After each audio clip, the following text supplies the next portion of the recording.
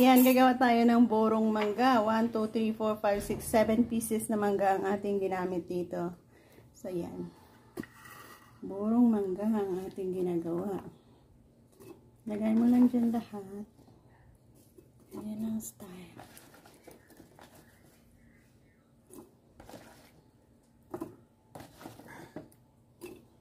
Ito.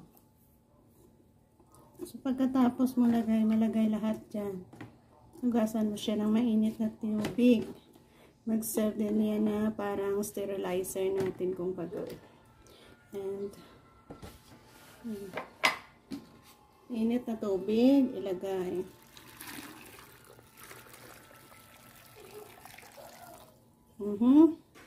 Tapos,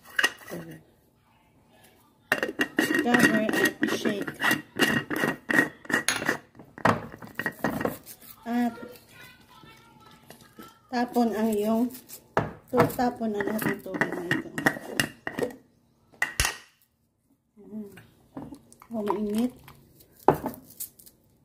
So itapon na lahat ng tubig.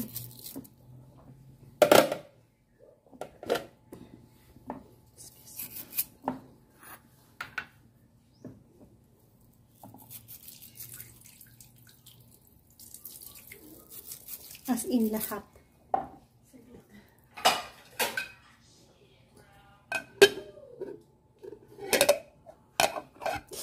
Init kasi. Kaya pa na pot holder. Ay, sobrang init.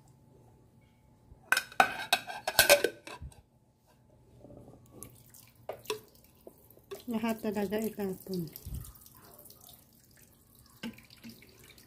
Double string. Yan, ibalik. And then, lagyan ng asin. Asin dito.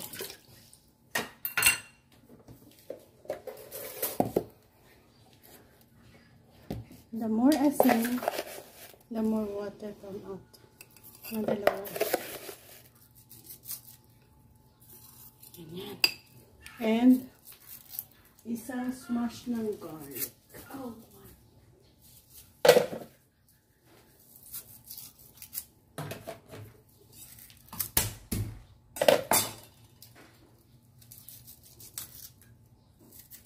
So, yan ang ating borong.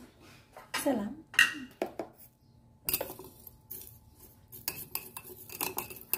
After 3 days, makikita nyo, meron na yung tubig at masarap na.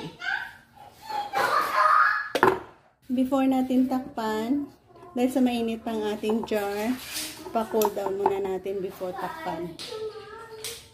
Diba ganyan siya kadami?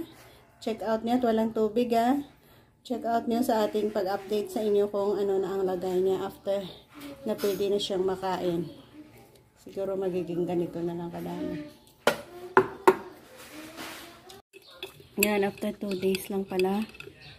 At yan ang ating binurong mangga.